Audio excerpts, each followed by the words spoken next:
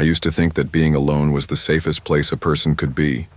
After all, nobody can hurt you if they can't reach you. Nobody can surprise you if there's no one else around. For years, I believed that. I built my routines around it, guarded my space like it was a vault, and avoided the chaos of people as if that alone could keep me whole. But if you stay alone long enough, you learn something unpleasant. It's not always other people who break the silence. Sometimes the silence itself cracks. Sometimes it lets things in. My name's Michael Harlow. I'm a wildlife photographer. I make my living crouching in the brush, waiting for hours to capture the right frame of a hawk's wings or the quick dart of a fox. It's quiet work, and for a while it was exactly what I needed. The winter of 2021, though, was different. A year earlier, my wife Emily had left me. We'd been married 11 years. She said I'd changed after the burglary, that I'd stopped sleeping, stopped laughing, started checking the lock so often it felt like I was keeping her prisoner too. She wasn't wrong. I couldn't shake the feeling that something was always just about to happen. My therapist told me I should try a change of scenery, somewhere away from my apartment, my routines, my fears. Go where the only thing you'll hear at night is the wind, she said. Nature has a way of untangling the knots in us. That's how I ended up signing a 4-week lease for a house at the end of a winding road in Asheville, North Carolina. The address was 56 Birch Hollow. Fully furnished, quiet as a tomb, and surrounded by bare winter trees that rattled like dry bones when the wind picked up. I told myself this was therapy. A month to photograph birds, walk the trails, and maybe, just maybe, remember what it felt like to breathe without listening for footsteps. The first day passed easily. I unpacked, set up my camera gear on the back porch, and spent hours with a cup of coffee in hand, snapping photos of chickadees and cardinals picking at the feeder. By the time the sun went down, I almost believed I'd made the right choice. That changed at 9:47 p.m. I was sitting at the kitchen table reviewing photos on my laptop when I heard a sound from upstairs, a slow, deliberate creak, like weight shifting on old floorboards. I froze, listening. The landlord had told me I'd be the only one here. No neighbors close enough to wander in, no shared walls. Probably the house settling, I muttered to myself. But the words didn't quite stick. I grabbed my flashlight and made a slow circuit of the upstairs rooms. Empty, nothing out of place. I told myself again it was just the cold tightening the wood, but I slept with the bedroom door locked that night. The next morning I noticed something odd. I was making coffee when my socks picked up dampness from the hallway floor. I looked down. Muddy footprints. Small ones, not mine. Barefoot, maybe a child's size. They started near the base of the stairs and ended halfway to the guest bedroom. I took photos of them on my phone, intending to send them to the landlord, but every time I tried to attach them, the upload failed with some error code I'd never seen. Eventually I gave up, cleaned the floor, and tried to forget about it. But that day marked the start of other disturbances. Little things at first. A framed photograph in the living room turned face down overnight. My camera tripod, which I'd left beside the couch, appeared 3 feet closer to the hallway the next morning. A glass I'd left in the sink ended up neatly drying on the rack. I told myself it was me, distracted, maybe moving things without thinking. But by the third night, my grip on that explanation was thin. A winter storm rolled in after dark. Power flickered, and the house seemed to shrink in the cold. Around 11:12 p.m., I heard a soft tapping from the guest bedroom, steady like fingernails brushing glass. I padded down the hallway, flashlight in hand. The room was empty, window locked. I was turning to leave when something caught my eye in the mirror at the end of the hall. A small figure stood in the guest bedroom doorway behind me, pale, motionless, watching. I spun around. The doorway was empty. Sleep was out of the question after that. I sat up until dawn, the flashlight on the table beside me, every light in the house burning. The following morning, I set up my motion-activated wildlife camera in the hallway outside the guest bedroom. The night vision would pick up anything moving after dark. It was the same setup I'd used dozens of times in the field, good enough to catch a fox slipping through the shadows. When I checked the footage the next day, my hands went cold. At 3:08 a.m., the guest bedroom door opened slowly. A thin, pale figure stepped into the hallway. The proportions were wrong for an adult. Too slight, too short. It stopped, turned its head toward my closed bedroom door, and then in the space between two frames it vanished. I called the landlord. My voice was steady at first, but it started to crack as I described what I'd seen. He was quiet for a long moment before saying, "You probably should have been told this before. The house used to belong to a family. Their son went missing in '98, never found. That room was his." I asked him if he was serious. He said he was. Penalty. "If you're uncomfortable, you can leave early." No, I told him I'd think about it, but deep down I already knew I wasn't leaving. Not yet. By the time the sun went down that night, I'd made up my mind. If I ran now, I'd never stop wondering. I'd go back to Asheville, crawl into bed, and replay that hallway footage over and over, asking myself if it was a trick of the light, a glitch, or something worse. I'd had enough of running after the break-in. Maybe it was stupid, maybe it was dangerous, but I wasn't leaving until I understood what I was dealing with. Still, my nerves weren't made of steel. Before it got fully dark, I locked every window, deadbolted both doors, and pushed the dining chair under the knob of the guest bedroom. I even slid a heavy suitcase in front of it just in case. The rest of the evening was uneventful, though uneventful in that house felt like waiting for a bomb to go off. Every gust of wind rattled the siding like knuckles on a door. The occasional flicker of power made the shadows stretch and twist. I kept the wildlife camera in place, facing the guest bedroom door. Sometime after midnight, I drifted into a shallow, uneasy sleep. I woke to the sound of wood scraping on wood. It took a few seconds to place it. The chair. It was sliding across the floor. I sat up, heart pounding. My phone said 2:57 a.m. The sound stopped. I grabbed the flashlight, flipped it on, and stepped into the hallway. The guest bedroom door was wide open. The chair was back by the dining table. I felt my hands go clammy on the flashlight. I'd braced myself for something standing in that doorway. A man, a child, anything. But there was only darkness inside. The next morning, I reviewed the camera footage. At 2:55, the door handle began to turn, slowly. No hand on it, no visible force. At 2:56, the door eased open, the chair slid aside, and the camera fizzled into static until 3:02. When the picture came back, the door was open and the hallway empty. I wanted answers. The landlord had been reluctant before, but I called him again. "You didn't tell me everything," I said. "Mr. Harlow," he replied, "it out short term for a reason. What's in that house doesn't bother anyone who leaves it alone. I rent, that's not an answer. It's the only one you're getting." His tone ended the conversation. That day I started leaving a voice recorder running in the hallway. I also set my tripod camera to take still photos every 30 seconds between midnight and 4 a.m. The first night, the recorder picked up nothing but the hum of the refrigerator. The second night was different. At 1:43 a.m., a faint knocking started on the recorder. Irregular, like someone gently tapping a wall from inside. It went on for almost 3 minutes. At 2:10, there was a whisper. Too soft to make out words, but definitely a voice. The photos were stranger. 2 were just black, as if the lens cap had been on, but I hadn't touched it. In the third, the hallway was empty except for a pale blur near the guest bedroom door. The blur had a shape to it, a suggestion of shoulders, a head tilted slightly to one side. By the fourth night, I was starting to feel like I wasn't alone even in daylight. I'd catch a flicker of movement out of the corner of my eye while making coffee. My tripod would be a few inches off from where I'd left it. A throw blanket folded on the couch would be draped over the armrest instead. I was tired, strung out, but I wasn't ready to quit. That night I made a decision I'm not sure I'd make again. I left the guest bedroom door open on purpose.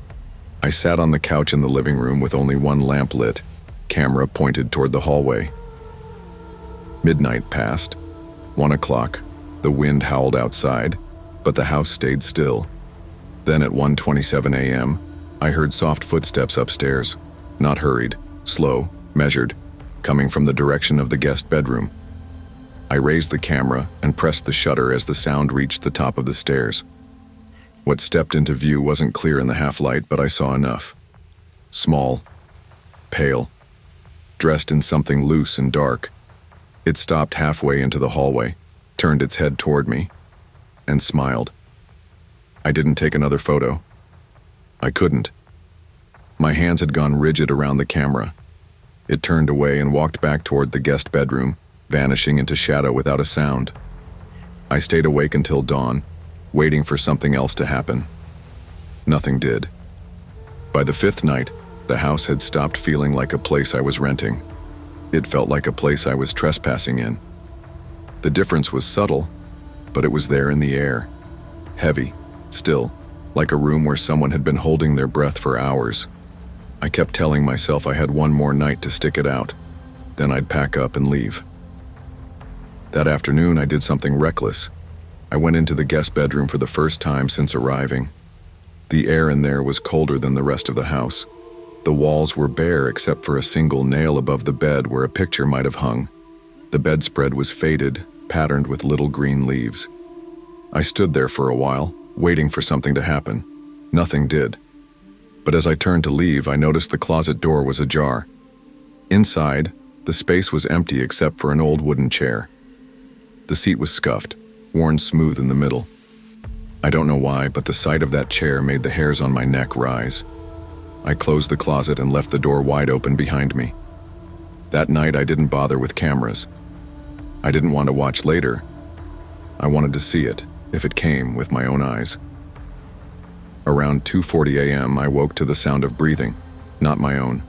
Slow, steady, coming from the hallway. I sat up in bed. The door to my room was closed, but the breathing didn't stop. Then the doorknob began to turn. My chest tightened. Every muscle locked. The knob twisted once, twice, then stilled. After a long pause, the sound of footsteps padded away toward the guest bedroom. I didn't move until the first light of dawn seeped through the curtains. That morning, I packed my gear, my clothes, everything I'd brought. I left the keys in the mailbox without knocking on the landlord's door. It wasn't until 2 weeks later, back home in my apartment, that I saw the last piece of the puzzle. I was sorting through my wildlife photos from Asheville when I found one that didn't belong. It was taken inside the guest bedroom at night. I hadn't taken it. I hadn't even left my bedroom that night. The photo showed the pale figure sitting cross-legged on the bed, head tilted, eyes fixed on the camera.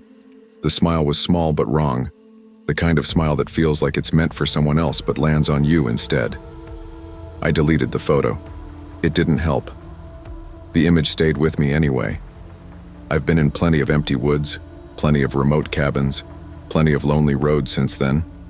I still take pictures, still crouch for hours waiting for a bird to appear. But I never stay in houses I don't know, and I always keep the doors closed at night. Because sometimes it isn't about whether you believe in ghosts. Sometimes it's about whether something believes in you. Safety isn't just about where you are, it's about what you let in. Some doors, once opened, never truly close again. I used to tell myself I liked living alone. People would give me that raised eyebrow look when I said it, like I was either fiercely independent or quietly broken. The truth was less glamorous. I liked control. I liked knowing if the dishes were in the sink, I was the one who put them there. If a light was left on, it was because I left it on.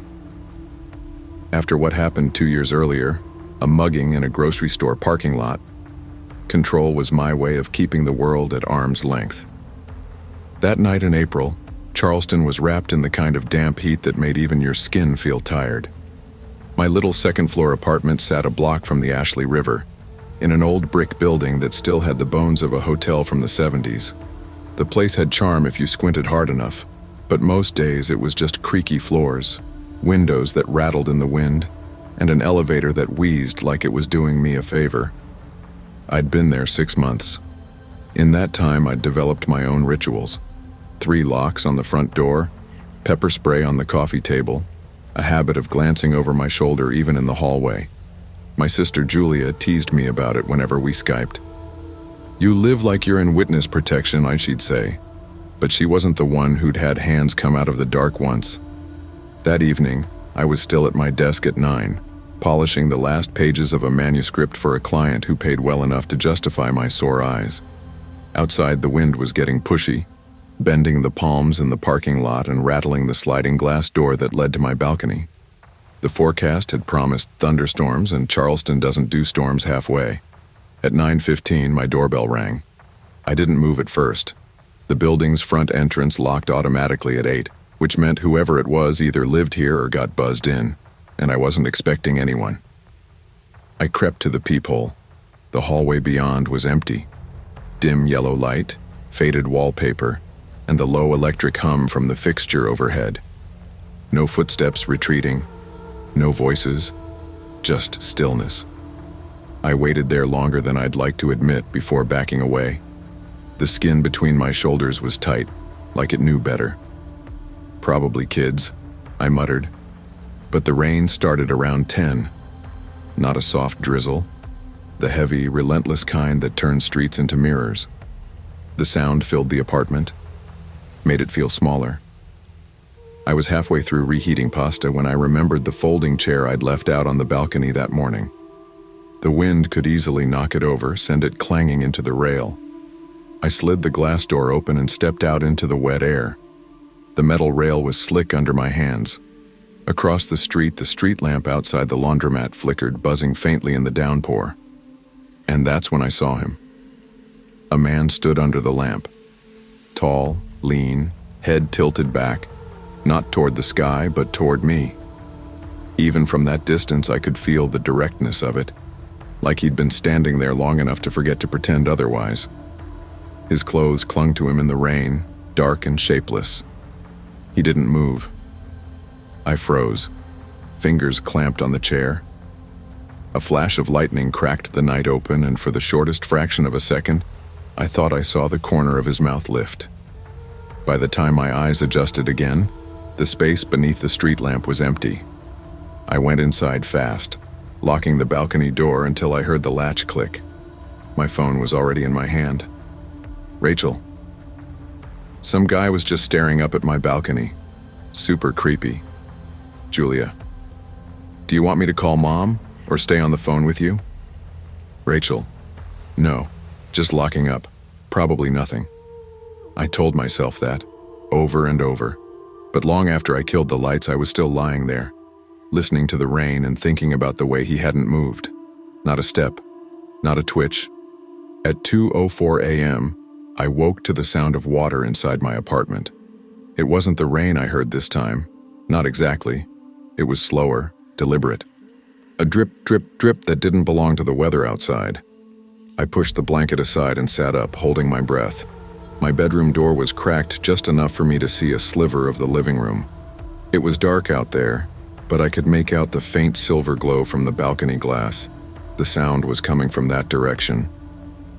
I padded barefoot down the short hall, every step slower than the last. That's when I saw it. Small, irregular puddles dotting the hardwood. They stretched from the sliding balcony door toward the kitchen. At first I thought maybe the rain had blown in somehow, but the glass was shut tight. And the puddles weren't clear. They were murky, with bits of grit and faint smears like someone had tracked them in. I crouched down, my throat tightening. In the middle of each puddle was the faint outline of a bare foot. The toes, the arch, the heel, each print more distinct than the last, leading farther into the apartment. I backed up, my pulse hammering in my ears. My phone was on the kitchen counter, but that meant stepping past the prints. No way. I bolted into my bedroom, locked the door, and grabbed the phone from my nightstand. My fingers were shaking as I dialed 911. "This is Charleston County Emergency," a calm female voice answered. "Emergency? What's your, I think..." My throat caught. I think someone's in my apartment. She asked for my address, which I gave in a rush. Please send someone. I'm in my bedroom. The door's locked. Stay on the line with me, Rachel. Officers are on their way. Do not leave your room. I sat on the floor, my back against the bed, pepper spray in one hand, phone in the other. My breathing was loud in my ears. And then, the sound of a floorboard groaning. Close. Too close. I pressed the phone harder to my ear. He's here, I whispered. Can you describe what you hear? She asked. Someone's... My voice died in my throat. Slow, deliberate breathing. Not mine. Just on the other side of the door. I don't know how long I sat there, frozen, with the dispatcher's voice grounding me in that dim, suffocating room. Seconds felt like minutes. Minutes felt like hours. The breathing stopped. I thought maybe he'd moved away. I strained to hear any hint of footsteps, but the silence was worse. Then came a knock. Not on my door, but on the window behind me. I bit down on a scream. My room faced the parking lot. We were on the second floor. Whoever it was had to be standing on the narrow ledge outside. The dispatcher's tone shifted. Rachel, stay exactly where you are. The officers are pulling in now. A flicker of red and blue light bled through the blinds. Relief surged in me so hard it almost made me dizzy. I stayed where I was until I heard the pounding knock on my front door and the unmistakable command, "Charleston Police, open up!" 2 officers swept the apartment. They didn't find anyone. I wanted to believe that meant I'd imagined it, but then the taller officer called me over to the spare bedroom, a room I never used. Inside, on the floor, was a neatly folded blanket. Beside it, a couple of grocery bags with unopened food. An empty water bottle sat tipped on its side. The officer crouched, studying the scene. "Looks like someone's been living here," he said, his voice grim. "Nothing's missing, though. This isn't about stealing. Probably watching you." That sentence hit me harder than the footprints had. They took my statement and suggested I stay with someone for the night. But it was 3 a.m., and I didn't want to knock on a friend's door looking like a ghost. So I sat on my couch with every light in the place on until the sun came up. I moved out within the week. The move was fast, almost frantic. I didn't even pack neatly, just shoved clothes into garbage bags, taped boxes without labeling them, left dishes in the sink for the cleaning crew. My landlord didn't ask questions when I said I wouldn't be renewing. He just nodded, told me he'd heard about some strange things in the building before. That was enough confirmation for me. I found a 1-bedroom on the other side of town, newer building, gated parking, keypad entry. It cost more than I wanted to spend, but after that night, I would have paid triple just to sleep without looking over my shoulder. The first week there, I didn't unpack much. I told myself it was because I was busy with work, but the truth was, I wasn't sure I wanted to settle in. That nagging thought, "It's easier to leave if you need to," still lingered. One Saturday afternoon, almost 2 months after the move, I decided to make myself unpack properly. I started with clothes, pulling crumpled shirts and sweaters from one of the large trash bags I'd used in the rush. Halfway down, my hands froze. It was a Polaroid photograph, the old square kind with a white border, the image slightly warped from moisture. My first thought was that it must have been mixed in accidentally, maybe something from my sister's old camera. But when I looked closer, my stomach dropped. It was me, sleeping. I was curled on my side in bed, blanket pulled halfway over me, hair across my face. The shot had been taken from outside my balcony glass. I could see the faint reflection of rain in the corner of the image, like the night had been wet. My chest tightened as I turned the photo over. The back was blank, no writing, no date. But I knew when it was taken. The rain, the balcony, the man under the street lamp. It was that night. The thought settled in my bones like ice. He hadn't just been watching me from the street. He'd been inside before, close enough to take this. I sat there for a long time, the photo limp in my hands. I didn't call the police. What could I say? It had been months, and they hadn't found him the first time. Instead, I slipped the Polaroid into a Ziploc bag, tucked it deep in the back of my desk drawer, and tried to pretend it wasn't there. I got better at locking doors. Every lock, every time. I stopped leaving my balcony unlocked even for a minute. I started checking closets before bed, pulling the shower curtain open, glancing under the bed. Little routines that became second nature. But here's what no one tells you. Once you've felt that cold understanding that someone has been inside your space, inside your life, without permission, the locks are never enough.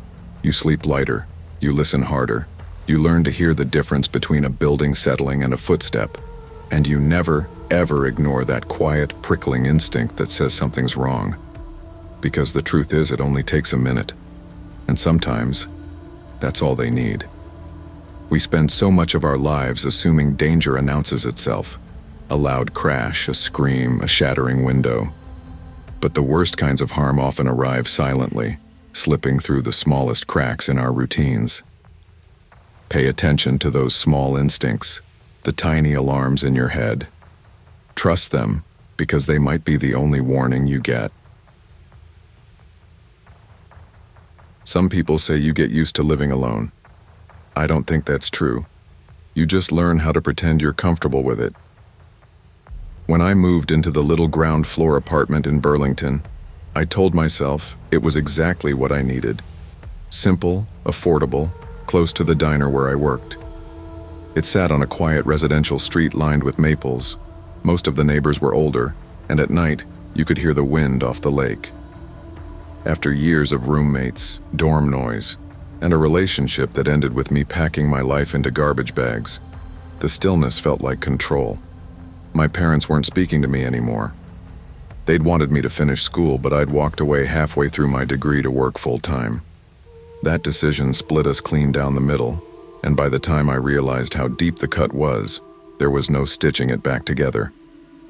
The only thing that kept me sane was painting. I'd set up my easel in the living room right in front of the big bay window. During the day, the light poured in perfectly. At night, it worked the other way. Anyone on the street could see me framed in that warm square of glass. At first, I didn't care. Nobody in this neighborhood paid much attention anyway. I noticed him in late September. A man, maybe mid-40s, came into the diner during the slow lull between lunch and dinner. He sat in the far booth by the window, black coffee in front of him. Hours would pass. He never ordered food, never spoke except to ask for refills. His eyes, though, they followed me whenever I crossed the floor. I figured he was lonely, maybe a little odd but harmless. We get all types at the diner. But then came the notes. The first was folded and tucked under my windshield wiper after a shift. "You look so peaceful when you're painting." I stared at it for a long time in the parking lot, more puzzled than afraid. How did he know I painted? I shrugged it off. 2 weeks later. "The blue dress is my favorite on you." I didn't wear a blue dress to work. I hadn't worn one in months, except at home. By October, the notes had become a pattern. Always short, always personal, always unsigned. I told my coworker Jess one night as we rolled silverware. She frowned hard. "Claire, if he's noticing what you wear at home, that means he's watching you there." The way she said it made my skin tighten. Still, I didn't call the police. What would I say? A man might be watching me through my window. It felt flimsy, paranoid. Maybe I wanted to believe I was overreacting. November 21st was my one night off that week. I made tea, lit a couple of candles, and set up to paint. Music low, brushes lined up, the familiar smell of acrylics in the air. The world felt far away. Around 9, I passed the front window to grab more water for my tea and thought I saw movement outside. Just a shadow, quick and low, like a branch shifting in the wind. I told myself it was nothing. An hour later, I was bent over my canvas mixing a deep green when my phone buzzed on the table. Unknown number. "The green paint suits you." I froze, brush dripping on the floor. My phone's location was off. I hadn't posted anything about painting tonight. Slowly, I turned toward the window. The streetlight was dim, half blown out. But there, just beyond the glass, was the outline of a man. Still, watching. I backed away, heart pounding, and dialed 911. My voice shook as I whispered to the dispatcher, "Someone's outside my window, he's just standing there." She told me to lock myself in a room until officers arrived. I grabbed my phone, slipped into my bedroom, and turned the lock. I could hear my own breathing loud in the small space. Then from the living room came the faint click of my front door's latch. "Claire? Are you in there?" It wasn't the police. The voice was soft, calm, almost like he already knew I was inside. I didn't answer. I stayed pressed against the bedroom door, every nerve in my body screaming at me not to make a sound. My eyes darted to the window, but it was too small to fit through, and even if I could, the drop to the frozen ground outside would break something. The footsteps started then, slow, deliberate creaks across the hardwood floor. My lamp sat on the nightstand, heavy ceramic base, and I wrapped my fingers around it so tightly my knuckles ached. The steps stopped. I strained to hear breathing, anything, but the silence felt heavier than the air itself. Minutes passed, or maybe seconds. It was impossible to tell. Then came the sound of something brushing against the hallway wall. Fingertips, clothing. I bit down on my lip so hard I tasted blood. The voice again, closer this time. "You left your window open, Claire." It wasn't true. I hadn't touched the window all night. He was lying to get me to respond. I kept the phone line open, whispering into it. "He's inside. Please tell them to hurry. They're on their way," the dispatcher said. Her tone stayed steady, but I could hear the faint clicking of a keyboard, the low murmur of another voice on her end. "Stay with me. Do not open that door." A floorboard groaned just outside my bedroom. I tightened my grip on the lamp. I could hear my heartbeat in my ears, my breath quick and shallow. And then, nothing. No retreat. No movement. Just stillness. When the first knock came, I almost dropped the lamp. It wasn't on my bedroom door. It came from the front of the apartment. Hard, fast pounding, followed by a man's voice calling, "Burlington Police, open up." I didn't move until the dispatcher confirmed it was them. "Open the door now." "That's the officers, Claire. You can..." I eased my bedroom door open, the lamp still clutched like a weapon. The living room was empty. The front door stood slightly ajar, letting in a thin blade of cold November air. 2 officers stepped inside, scanning the apartment. One was tall and broad-shouldered, the other younger, eyes sharp as he moved through each room. "Stay here," the taller one told me. "We'll check the perimeter." I stood in the living room, the adrenaline leaving me shaky and lightheaded. I kept expecting to see him lurking in the corner, just out of sight. But the only sound was the low murmur of the officers as they cleared the space. After a few minutes, the younger officer called me over to the coffee table. "Was this here before?" On the table, sitting dead center, was a Polaroid photograph, the kind you have to shake after taking.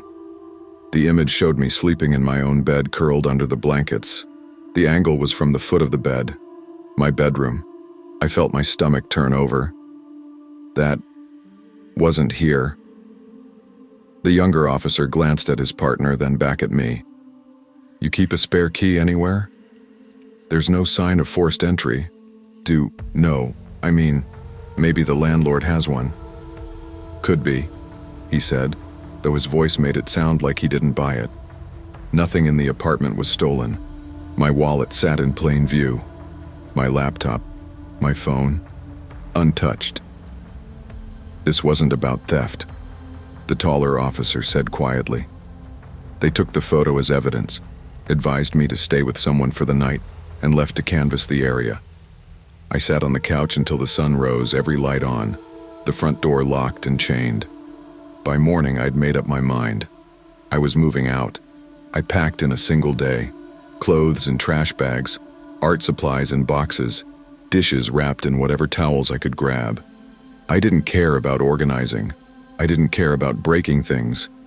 I just wanted out. Jess let me crash in her spare room while I searched for a new place. I didn't tell the landlord why I was leaving. I didn't even wait for my lease to end. I just paid the penalty and left the keys on the counter. For weeks, I jumped at every noise. A car door slamming outside, footsteps in the hallway.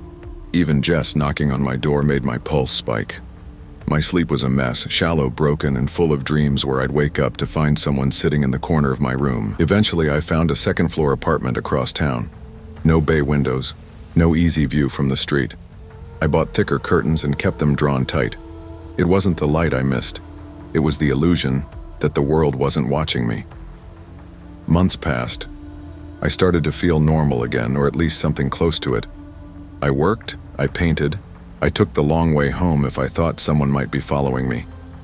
The fear dulled into a background hum. Then, in early March, I came home to find a package on my doormat. No return address. Just my name in neat, unfamiliar handwriting. Inside was my missing blue dress, the one I hadn't seen since last summer. It was folded perfectly, like it had been pressed, and when I touched it, it was warm. Not like it had been in the sun, warm like someone had just taken it off. I stood there for a long time, the dress in my hands, before finally stuffing it into a garbage bag and walking it straight to the dumpster behind the building. I didn't even want it in the apartment for another second. That night, I barely slept. Every creak in the walls, every gust of wind against the window, my mind filled in with his presence. I knew I might never see him again. I also knew I might never stop looking for him in every crowd. The police never found him. Without fingerprints, witnesses, or clear camera footage, the case went nowhere. In the report, it was just listed as suspicious circumstances, unknown suspect. But for me, it's never been unknown. I know exactly who it was. I just don't know when he'll come back. Danger isn't always loud or obvious. Sometimes it's quiet, patient, and watching long before it acts. Trust your instincts, even when you feel silly, even when you think you're overreacting. Fear might just be your body's way of warning you before it's too late. Seattle has its own kind of loneliness. The rain doesn't fall hard, it lingers, clings to your coat, seeps into your shoes. The streets shine under neon signs, but you can walk 3 blocks without making eye contact with a single person. When I moved into the Rainier View residences, I thought the city would feel smaller from the 18th floor, that being high above it would make me feel in control. I was wrong. The loft had floor-to-ceiling glass walls on 2 sides, giving me a panoramic sweep of downtown and the sound in the distance. At night, the whole city glowed beneath me like a living circuit board. It should have been beautiful, and sometimes it was, but it also made me feel exposed, like I was in a display case. Ethan, my boyfriend of 3 years, had just taken a 6-month research job overseas. We talked every day, but the absence in the apartment was a physical thing. A shadow in the corners, a cold spot in the bed. I threw myself into work to fill the space. As a financial analyst for a consulting firm, I had enough spreadsheets and market reports to keep me chained to my desk 14 hours a day. The Sunderson Energy account was killing me. Their numbers were a mess, and my job was to untangle them before the board meeting in December. I barely left the apartment except to grab takeout from the Thai place downstairs. My sleep schedule disintegrated. 2 or 3 hours at dawn, maybe a nap in the afternoon. It was on one of those late nights, maybe 3:30 a.m., that I first noticed it. I stood from my chair to stretch, rubbing the ache in my neck, and my eyes caught my reflection in the glass. Only, it didn't quite match me. My arm went up, but in the glass it rose a fraction of a second later. It was so subtle I thought I'd imagined it. I even laughed at myself. "You're losing it, Kayla," I muttered, turning back to my desk. Coffee and exhaustion. That's all it was. 2 nights later, on a video call with my manager, I caught the same lag out of the corner of my eye. My reflection's lips were moving slightly slower than mine. My words were out of sync with the mouth in the glass. Kayla, you still there? My manager's voice snapped me back. I mumbled something about a bad internet connection and ended the call. That was when I started testing it. Standing in front of the glass, I'd wave or nod, and most of the time it matched perfectly. But not always. Sometimes there was a delay. Sometimes the reflection's eyes lingered on me after I'd already turned away. I told myself I was just exhausted, that my brain was glitching like a bad live stream. But there was a thread of unease winding tighter every day. 3 days later, after working straight through the weekend, I was reheating leftovers when it happened again. Only this time there was no question. I crossed the living room toward the kitchen, bowl in hand, and glanced at the glass wall. My reflection was still sitting at my desk, not moving. Just there. The bowl clattered onto the counter. My first thought was that I was hallucinating. My second thought was that hallucinations don't hold their shape for more than a blink, and this thing wasn't fading. I stepped closer to the glass, my heart pounding so hard I could hear it in my ears. The city stretched out beyond me, 1,000 tiny lights against the black sky, but I didn't see any of it. All I saw was the me that wasn't me, head bent slightly like it was listening for something. "This isn't real," I whispered. "You're just tired. Go to bed." But I didn't. I sat in the dark, laptop closed, phone in hand, and waited. At 2:17 a.m., the reflection stood. I didn't move, but it did. Slowly, deliberately. It stepped toward the glass like it was on the other side, approaching me from somewhere I couldn't reach. I fumbled with my phone, pulling up the security camera app. The feed from the living room showed nothing but an empty view of the city. No movement, no figure, but when I looked up from the screen, it was still there, closer now. I called Ethan, whispering into the phone. "It's here, it's watching me." He told me to leave. Go to my sister's, now. I didn't want to turn my back on it, but eventually I backed toward the door, coat in hand. The last thing I saw before leaving was the reflection tilting its head and smiling in a way I've never smiled in my life. The hallway outside my apartment was bright and empty, but I still moved quickly, my shoes silent on the carpet. My pulse only eased when the elevator doors shut between me and the loft. Even then, I kept glancing at the mirrored steel walls, half expecting to see something in my reflection that wasn't supposed to be there. I spent the rest of the night at a 24-hour coffee shop a few blocks away. It was noisy, full of clinking mugs and soft jazz from overhead speakers. It should have been comforting, but my mind kept replaying the moment when the other me stood up. It wasn't just movement, it was intent. At 6 a.m., I called in sick and texted Ethan to let him know I'd stay somewhere else. But by mid-morning, I felt ridiculous. I hadn't slept, and exhaustion has a way of turning shadows into monsters. So, against Ethan's protests, I went back. The loft looked exactly as I'd left it. My desk was neat, the couch unruffled, the glass wall a flawless sheet of morning gray. The city outside was wrapped in fog. I tried to shake it off. That evening, I poured myself a glass of wine and sat at my desk, determined to prove there was nothing wrong. I worked until the sunset turned the glass into a black mirror again. For an hour, nothing happened.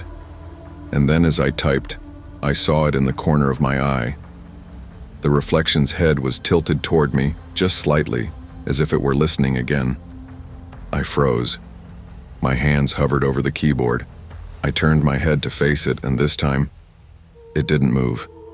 It just stayed angled, staring at me with an expression I couldn't read. The air in the apartment felt heavier, like all the oxygen had been pulled out.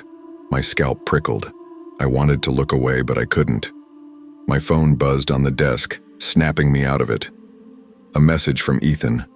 "Please, Kayla, leave tonight. Something's wrong." That was enough. I grabbed my coat and left without looking back. The next morning, I went straight to the building's security office. The night guard, Marcus, was a stocky man in his 50s with a voice like gravel. I told him I'd seen something strange in my apartment, and I wanted to review the security footage. He didn't ask many questions.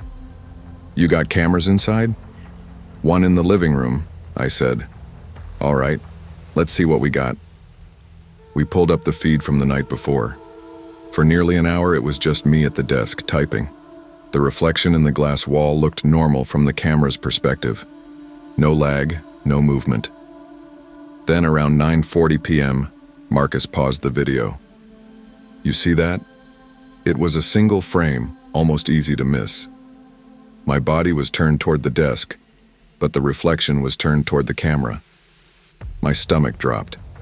We scrolled forward frame by frame. In one, the reflection's mouth was curled into the faintest smile. In another, its eyes looked sharper, more focused than mine. And then it was gone, perfectly matching me again. "That's not possible," Marcus said, leaning back. "I told you," I whispered. He studied the footage for a long moment before saying, "You want my advice? Move. Tonight." By noon, I'd packed a suitcase and booked a hotel room. I told myself I'd come back for the rest when I could. But deep down, I knew I wasn't coming back at all. 2 weeks passed before I returned. The hotel was eating up my savings, and I needed to get my furniture, my clothes, my paintings, everything I'd left behind in that loft. I waited until mid-morning on a bright, windy Tuesday, hoping daylight would make the place feel less threatening. Marcus met me in the lobby. He offered to come up with me, and I didn't refuse. The apartment looked exactly as I remembered it. Dust on the desk, the faint smell of old coffee, the wide sheet of glass framing the skyline. It was hard to believe how much it had terrified me. Marcus stayed by the door while I started boxing up kitchen items. Every so often, my eyes flicked toward the glass wall. It just reflected the city, the light, and me. Nothing more. I was sealing the last box when Marcus said, "Hold on, you moved this, right?" He was pointing to my office chair. I frowned. "No. Why?" He didn't answer right away. Instead, he stepped over and crouched down. There, faint in the plush carpet, was the outline of footprints. Bare feet. They started at the chair and stopped just short of the glass wall. I felt the skin on my arms tighten. "Marcus?" "Yeah," he said, his voice low. "You should go now." I didn't argue. I left with what I could carry, abandoning the rest. I didn't even ask for my security deposit back. 2 months later, I got an email from the building's management. They were offering former tenants first pick on newly renovated units. Out of morbid curiosity, I clicked through the photos. The loft looked brighter, modernized, cleaner, but in one of the wide shots of the living room, I saw something. In the reflection of the glass wall, just faint enough to question, was a figure standing behind the photographer. The head was tilted, and it was smiling. Not everything we see, or think we see, can be explained away by logic or exhaustion. Sometimes the wrong place can hold the wrong presence, and ignoring that instinct can be dangerous. When your mind screams that something is off, listen. Leaving might be the safest choice you'll ever make. If you've ever lived in an old New England house in winter, you know the sound it makes when the cold sinks into its bones. The walls creak, the pipes groan, and the wind slips through the cracks no matter how well you seal them. I'd been renting my 2-story place in Portsmouth for just under a year, and I thought I'd learned all its noises. The house wasn't big. 2 bedrooms upstairs, 1 bathroom, a narrow hallway that caught the cold like a trap. My room faced the street, with an old maple tree outside that scraped its branches against the glass on windy nights. The other bedroom, the spare room, faced the backyard. I never used it. When I first moved in, I thought about turning it into an art space. The landlord had left it furnished with a queen bed, a wooden dresser, and a small nightstand with a single drawer. There was even a thick beige rug over the warped hardwood floor. But something about it felt staged, like it was set up for someone else, not me. I ended up closing the door after the first week and letting it collect dust. That Saturday in March, I had no real plans. Claire had canceled our brunch, the sidewalks were still half covered in ice, and I'd decided to hibernate. Laundry, a true crime podcast, and maybe some binge watching before bed. That was my day. Around 2 in the afternoon, I was in the kitchen pouring another cup of coffee when I heard it, a dull thud from upstairs. It wasn't loud enough to be alarming, but it was enough to stop me mid-pour. I stood there for a second, listening. The radiator hummed, the fridge clicked on, and the silence upstairs stretched out. Probably the heat pipes, I said out loud, though I'd never heard them sound like that before. I let it go. By evening it was forgotten. The sun went down early as it does in March, and I made pasta while watching the street outside turn to shadow. Around 9:40 p.m., I was curled up on the couch with popcorn when the second thud came. Louder this time, heavier. I set the bowl down, climbed halfway up the stairs, and called out, "Hello?" Nothing. I waited a beat longer, trying to hear if anything moved, just the low hum of the radiator. My shoulders loosened, but I still found myself double-checking the locks before I sat down again. That night, I couldn't shake the feeling of being unsettled. In the kitchen, I noticed the salt shaker was on the opposite counter from where I'd left it earlier. The dish towel had fallen to the floor. Little things. Not enough to call anyone, but enough to make me feel watched. By the time I brushed my teeth, I'd convinced myself I was being paranoid. That was before midnight. I'd just drifted into that hazy space between waking and sleep when I heard it, the click of a door latch turning. I knew the sound instantly. I sat up, heart thudding, straining to hear. It came from the hallway. No, not the hallway. The spare room. I padded to my bedroom door and eased it open, my bare feet silent on the cold floor. The spare room's door was in my line of sight. Normally it was slightly ajar. I never bothered to shut it completely. Now it was shut. Not just shut, it was flush with the frame. I told myself it could have been a draft or the house settling, but drafts don't turn doorknobs. I stepped closer, every inch of me alert. My fingers brushed the cold brass knob. It didn't turn. Locked from the inside. And then I heard it. Soft. Subtle. Fabric shifting against fabric. I backed up so fast I nearly tripped. Nope. Nope. Nope. The fear hit me all at once. The kind of fear that wipes every rational thought from your head. I bolted down the stairs, grabbed my coat, and ran outside barefoot into the freezing night air. From the sidewalk, I dialed 911. My voice was shaking so badly I had to repeat the address twice before the dispatcher got it right. The police arrived within minutes. They entered in pairs, weapons drawn, moving room to room. I stood outside, hugging myself against the cold. 10 minutes later, an officer called me inside. "You're gonna want to see this." In the spare room, the bed was unmade. Grocery bags were stuffed under it. Instant noodles, bottled water, protein bars. A blanket I didn't own lay crumpled near the dresser. The officer looked at me with that calm, professional face cops get when they don't want to scare you. "Someone's been staying here," he said. "Probably slipped out when they heard us." I didn't sleep at home that night. I stayed at Claire's.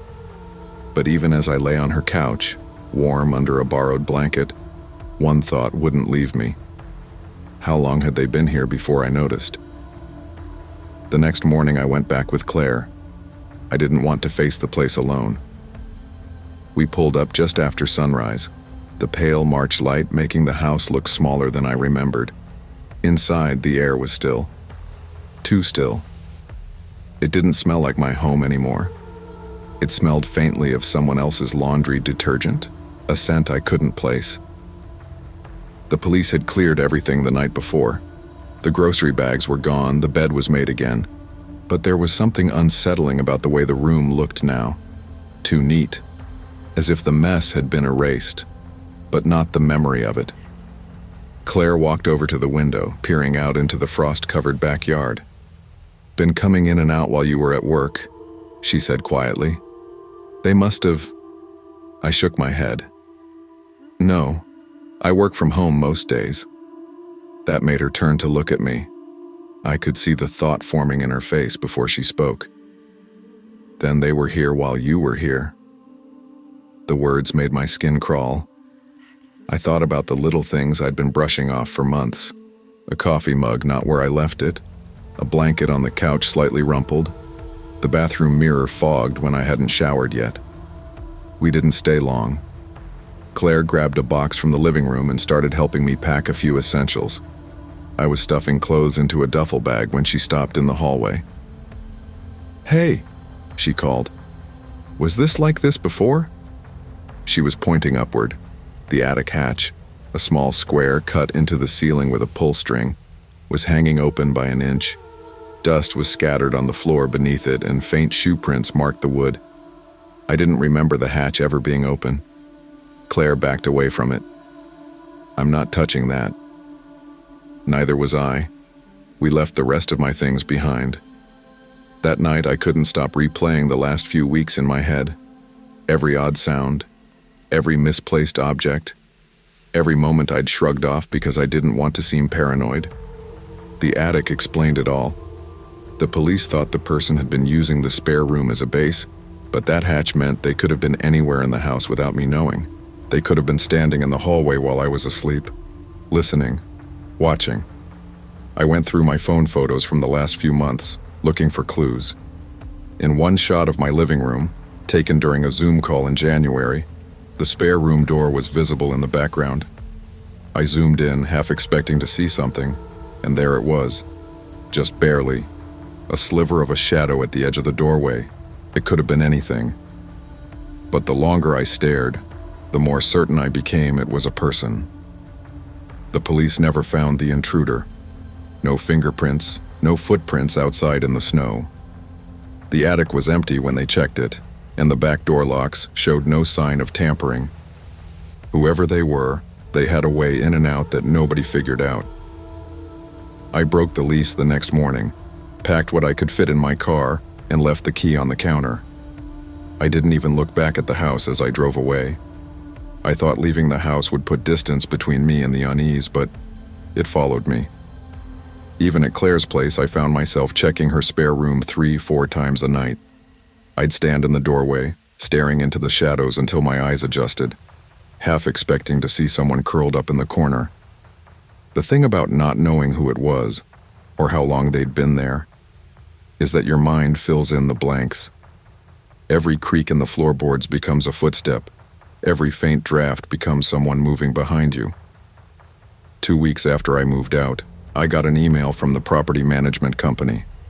They wanted to know if I'd left anything behind before they started showing the house again. I ignored it, but that night, curiosity got the better of me. I clicked the online listing. The photos were bright, cheerful, a staged couch with colorful throw pillows, sunlight spilling across the hardwood floors. But in the picture of the upstairs hallway, something made my skin tighten. The attic hatch was closed, yes, but there was a faint smear of dust trailing from it toward the spare room door, like something had been dragged across the ceiling. I shut my laptop. I didn't sleep that night. Weeks later, Claire sent me a news link. The headline read, "Portsmouth police investigating break-ins. Residents report missing food, moved objects." The article mentioned my old street. They still hadn't caught anyone. Even now, in my new apartment, I keep a chair wedged under my bedroom door at night. I never use the spare room. I don't even open the door. Some habits, once you learn them, don't leave. We like to think we'd notice if someone crossed the line into our space, but real danger often hides in the ordinary. Listen to the unease. Trust the small alarms in your head. The moment you start explaining them away is the moment someone can make themselves at home where they don't belong. In the summer of 1994, I was 9 years old and suddenly without a place to call home. My parents weren't divorcing quietly. They were dismantling their marriage with the kind of shouting that cracked through walls and bled into my dreams. My mother's sister suggested sending me to Grandma's place in Las Cruces for the summer. "It'll be good for her," she told my mom. "Some peace and quiet, and she'll get to be outside instead of cooped up in that mess." Peace and quiet sounded strange to me, like a thing people made up in movies. But Grandma's house was exactly that, a squat, sun-baked single-story with faded green shutters and a porch swing that sighed with every sway. The place smelled like sagebrush and sun-warmed wood, and at night the air was thick with the hum of cicadas. Grandma was not the rocking chair, cookie-baking type. She was wiry, sharp-eyed, and carried herself like a person who'd lived too far from the city to expect help to come quickly. She'd been widowed for years and knew every person on her street by name, and every person's business too. Her one hard rule for me came on my first night, when I tried to wander past the gate to chase a lizard along the dirt road. She called me back sharp. "You don't go past that gate after dark," she said, her voice low and steady. "Why?" I asked. She didn't even glance up from her crocheting. "Because people out there don't always want to be seen." That first week passed slow. Mornings meant cereal and cartoons. Afternoons were for drawing or reading, and evenings, I'd sit on the porch swing while she crocheted inside. I'd rock back and forth, toes brushing the dusty boards, and watch the sunset bleed into the horizon. Sometimes I'd hear the faint yip of a coyote or the rumble of a truck heading toward the highway. But mostly it was just stillness. It wasn't until the second Saturday night that something broke that stillness. Grandma had gone to bed early, complaining of a headache. I stayed outside longer than usual, the Coke in my hand sweating against my palm, the porch swing creaking in rhythm. The streetlight near the end of the road flickered weakly, throwing half shadows onto the gravel. That's when I heard it. The sound of footsteps on loose stone. Not hurried, not clumsy, just steady. Crunch, crunch, crunch. I leaned forward, peering toward the gate. My first thought was it might be one of the neighborhood kids coming back from somewhere, but the air felt wrong. "Hello?" I called, my voice cracking in the still night. No answer. A warm wind pushed the smell of creosote across the porch, and I felt a chill crawl up my arms despite the heat. That's when I saw them. Two shapes at the far end of the dirt road, one taller, one shorter, both perfectly still. I told myself it was nothing. Maybe they were just neighbors talking. Maybe they were lost, but they weren't talking, and they weren't moving. I slid off the swing and stepped inside, letting the screen door close behind me with a soft click. The living room light cast a reflection on the glass, making it hard to see outside, but I couldn't resist checking again. I pressed my face close to the window. They were closer now, just beyond the gate. The taller one's head was tilted like he was studying the house. The smaller figure, a woman, I guessed, stood with her arms hanging stiffly at her sides, unmoving. I couldn't see their faces clearly, just shadows with edges. But I knew, with the kind of certainty that made my stomach knot, that they were looking right at me. I thought about waking Grandma, but she'd been tired all week, her headaches coming more often. I hesitated, then decided against it. I didn't want to sound like some scared little kid over nothing. Instead, I went to the fireplace, my heart pounding, and grabbed the poker. It felt heavy in my hands, the metal cold even in the summer heat. I stood near the front door listening. Then came the knock. Not on the door, on the window. I froze. My reflection in the glass looked pale, wide-eyed. And then, in the corner of the pane, the man's face appeared, dimly lit, just enough for me to see the faint curve of a smile. Instinct overrode thought. I swung the poker hard, the crack of shattering glass exploding into the quiet night. The figures jerked back, and then they were running, their shapes slipping into the darkness beyond the streetlight. I stood there, breathing hard, the poker still in my grip, shards of glass glittering at my feet. That's when I finally called for Grandma. Grandma came out of her room fast for someone her age, robe tied crooked, eyes sharp the moment she saw the broken glass. "What happened?" she asked, her voice quick but steady. "There were people," I stammered. "At the window. They were watching." She didn't ask if I was sure. She didn't tell me I'd imagined it. She just crossed the room to the phone mounted on the wall and started dialing. "Sam," she said when someone picked up. "Get over here, bring a light." Within minutes, my Uncle Sam was jogging up the driveway with two of the neighbors behind him. One carried a heavy mag light, the other a wooden baseball bat. I clutched the poker like my life depended on it while Grandma filled them in. They didn't waste time. Sam headed straight for the gate, sweeping his flashlight across the dirt road. The beam caught two distinct sets of footprints, one larger, one smaller, pressed into the loose gravel. They followed the trail past the edge of the streetlight's reach, into the darker stretch where the road thinned out toward the desert. And then the track stopped. Just gone. Could have stepped off into the brush, one neighbor muttered, scanning the shadows, hiding. Or their Sam kept the beam moving over the mesquite and dry weeds, but nothing moved. The night swallowed every sound except the faint hum of insects. When they came back, Grandma locked the gate with a padlock I didn't even know she had, then locked the screen door and the main door. She set the shotgun on the table beside her chair, a quiet warning to whatever, or whoever, was out there. That night, she made up a bed for me in her room. We didn't talk much. I think she knew that anything she said, "It's fine," or "You're safe now," would have rung hollow.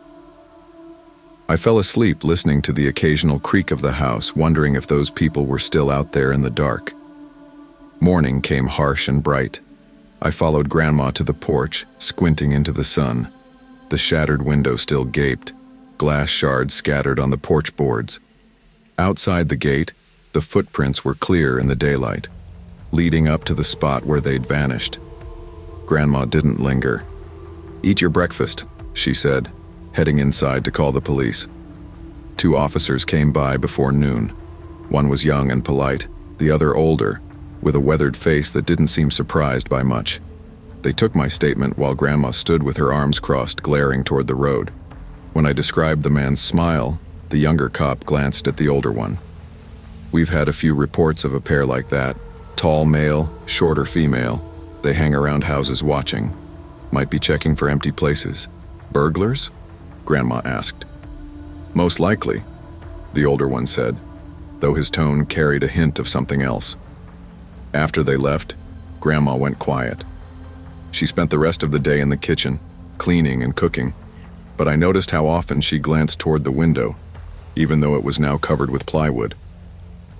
That evening, she surprised me by sitting with me on the porch swing, something she hadn't done before.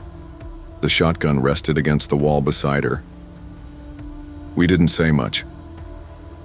The cicadas buzzed, the sun dipped low, and the shadows stretched across the dirt road. For the first time, I realized she wasn't just keeping me company. She was watching the dark. The next morning, the kitchen smelled of strong coffee and warm tortillas. Grandma already had the Las Cruces Sun News folded open on the table. She tapped the small headline with one finger. "Police warn residents after pair of suspected burglars spotted near homes." The description made my stomach tighten. Tall man, smaller woman, seen late at night near houses on the outskirts of town. No arrests had been made. The police were urging caution. Grandma slid the paper toward me, her face unreadable. "That's them," I whispered. She didn't answer, just sipped her coffee, but her free hand found mine and squeezed. Life didn't go back to normal after that. For the rest of the summer, we locked up before sunset. If we sat on the porch at night, it was never alone. Sometimes Grandma would hum an old hymn while the swing creaked back and forth. I don't know if it was for comfort or to let anyone listening know that we were awake, alert, and not afraid. When August came, my parents drove out from California to pick me up. I didn't tell them much about that night, just that we'd had strangers near the house. But when I hugged Grandma goodbye, I felt the weight of what had happened settle deep inside me.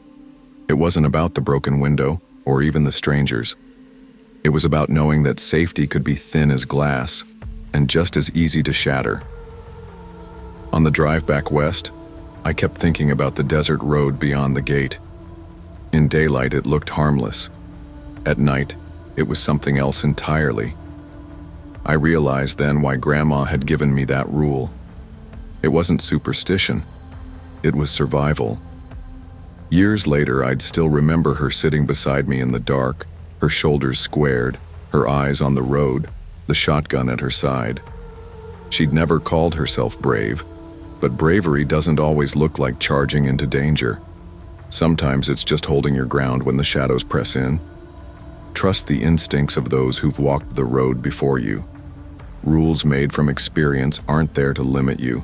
They're there to protect you from dangers you can't yet see. I'd never been the kind of person to get uneasy in my own home.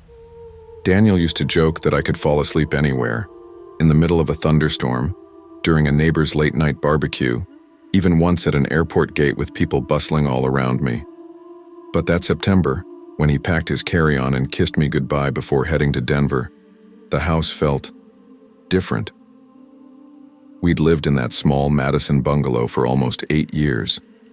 One story, cedar siding, a tiny porch with 2 chairs that had never quite matched. The neighborhood was quiet in a way that made you notice small things: the thump of the mail in the box, the occasional squeak of a bike chain from kids riding past, the sound of our back neighbor's shovel cutting into dirt. That neighbor was Mr. Harland, retired, gray-haired, with the look of someone who'd been strong once and hadn't quite realized he wasn't anymore. He wasn't unfriendly, but he wasn't warm either. Our conversations were mostly limited to waves over the fence and the occasional exchange about the weather. I knew he did odd yard work at odd hours, but in a sleepy street like ours, quirks were part of the charm.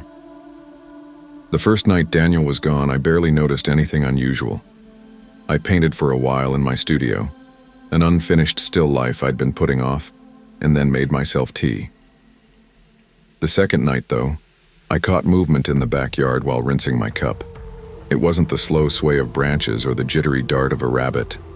It was Harland, under the pale kitchen light, standing in the middle of his lawn with a shovel. The grass around him was cut into a perfect rectangle.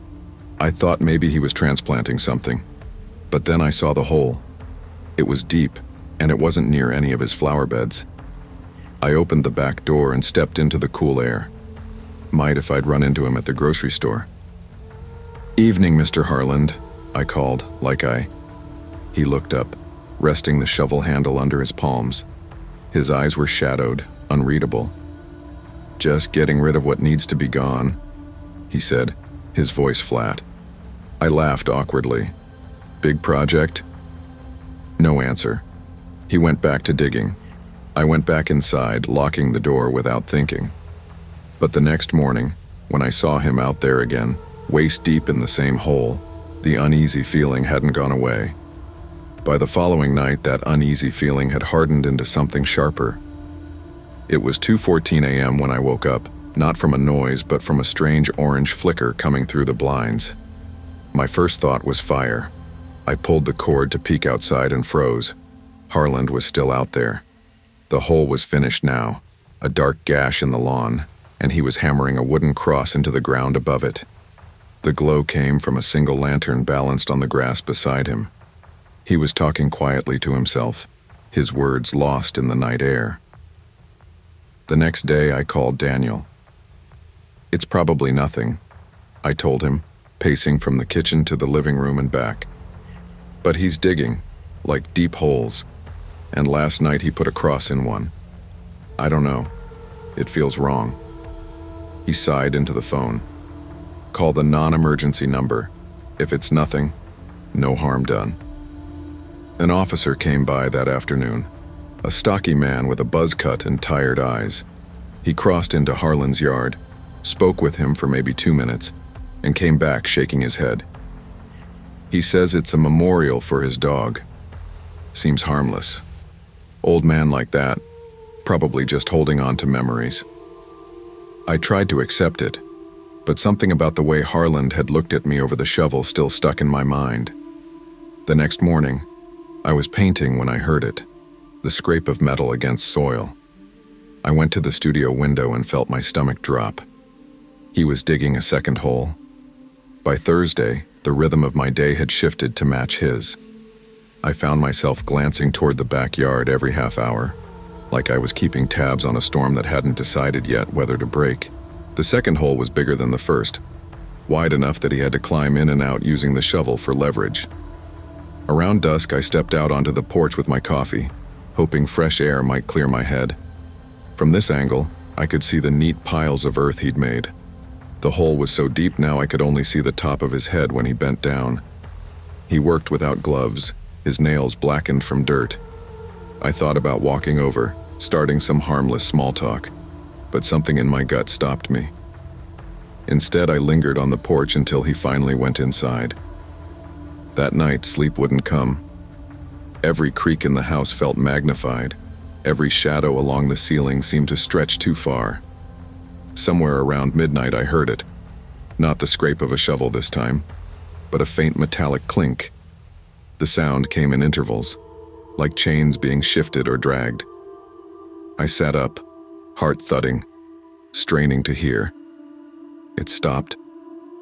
Then, after a few minutes, it came again.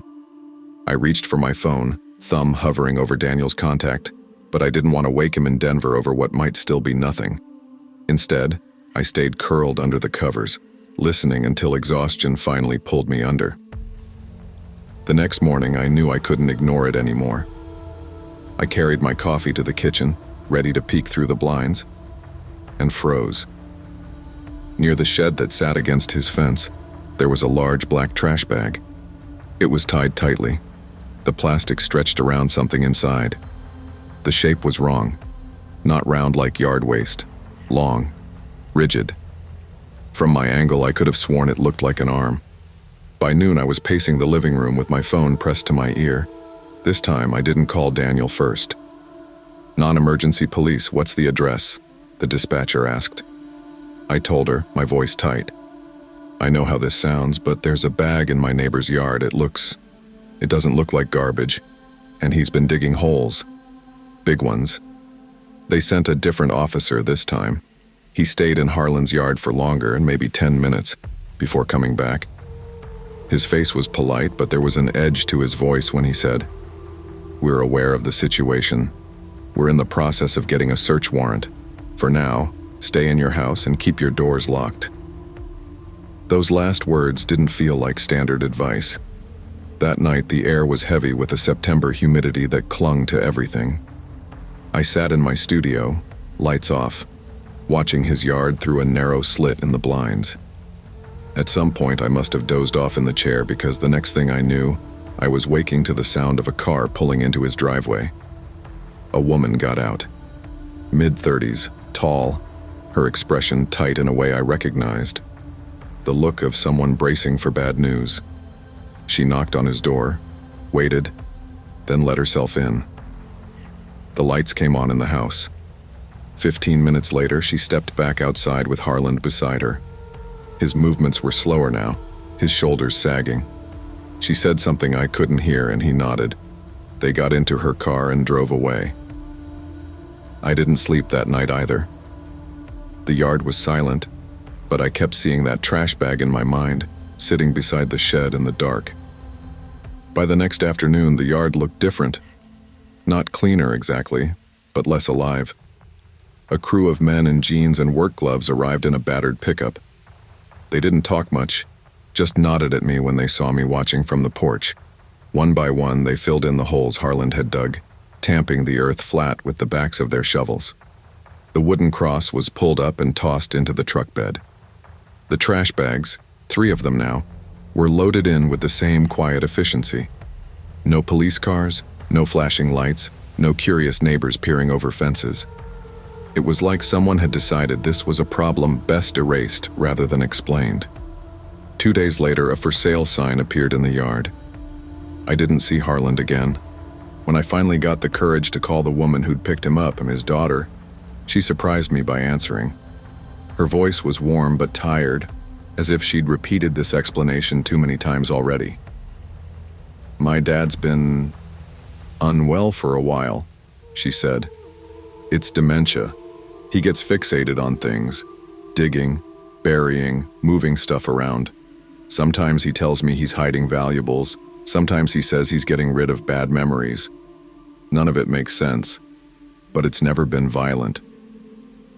I wanted to ask about the bags, about the metallic clinking, about why the police had seemed so careful, but her voice softened and she said, "Please don't think badly of him. He was a good man. Still is, most of the time. After I hung up, I stood at the kitchen window, staring at the patch of dirt where the first hole had been. Maybe the bags had been nothing more than old junk. Maybe the clinking was just tools shifting in the shed. Maybe the only real danger was my imagination, stoked by a week alone in a quiet house. But sometimes, late at night, I still picture him in the yard under the moonlight, not confused, not lost, but deliberate, working with the patience of someone who knew exactly what he was burying and why. We often think danger only comes from strangers, but the truth is, we never fully know what's happening behind the fences and closed doors around us. It's better to trust your instincts even if they turn out to be wrong, because one day they might be the only thing standing between you and harm. Some Sundays feel like they've been pulled straight from a photograph, all muted light and soft air, a stillness you can almost hear. That's how it was on October 3rd, 2004, in Ridgefield, Connecticut. The kind of chilly autumn day where you can smell wood smoke long before you see it curling from the chimneys. Our house was small and square, a Cape Cod style with faded blue siding, and a porch that creaked when you stepped on the second board from the left. Inside, the rooms always felt a little dim in the fall, like the light came in reluctantly. My parents had a rhythm to Sundays that felt set in stone. Dad worked his weekend mechanic shifts down at Halpern's Auto, Mom volunteered at the animal shelter, and Matt, my older brother, was now 2 months into his freshman year of college. The house had never been truly loud, but without Matt, it had a different kind of quiet, heavier, like it was missing a heartbeat. I had my own way of filling the space. My bedroom upstairs was part workspace, part teenage mess, with rolls of film and photo prints scattered across the desk. My Nikon wasn't fancy, a second-hand FM10 with a slight dent on the side, but I loved it the way some kids loved their guitars. Photography made me feel like I could freeze the parts of life that mattered and ignore the ones that didn't. That morning, Mom had paused in the doorway before leaving, keys in hand. "Lock up after me," she said, "and don't wander outside. You heard about those weird break-ins?" I had. The Ridgefield Press had run a short piece about someone knocking on doors late at night, taking packages, sometimes moving things around on porches like they wanted you to notice. Most people assumed it was bored teenagers, a dare gone too far. I locked the front door after her and climbed upstairs to work on a few prints. The house groaned in that familiar way old houses do, settling into the afternoon. I was adjusting the contrast on a black and white photo when I heard it, a sharp, deliberate knock at the back door. Nobody ever used the back door except for us. My stomach tightened as I went downstairs, moving slowly enough that each step felt longer than the last. I peeked through the kitchen window. The deck was empty. The yard beyond it, with its patchy grass and maple trees, was still. I told myself it could have been a branch or a neighbor's kid cutting through the yard. But my hands felt a little too cold when I went back upstairs. I was trying to lose myself in my work again when the phone rang. "Hello?" There was a pause, then a man's voice, low, calm, almost conversational. "The light in your upstairs hallway just flickered. Did you see it?" I turned my head toward the landing. The bulb above the stairs swayed ever so slightly, casting shadows that shifted on the wall. "I think you have the wrong number," I said quickly, and hung up. I stood there for a while, my eyes fixed on the bulb, until the house seemed to settle again. But the air had changed. It wasn't the quiet of a Sunday afternoon anymore. It was the kind of quiet that waits for you to notice it. The second call came less than half an hour later. This time, there was no voice, just slow, steady breathing. "Who is this?" I asked, my voice sharper than I expected. Click. I set the receiver down and listened. No footsteps, no creak of the porch. Just the low hum of the refrigerator.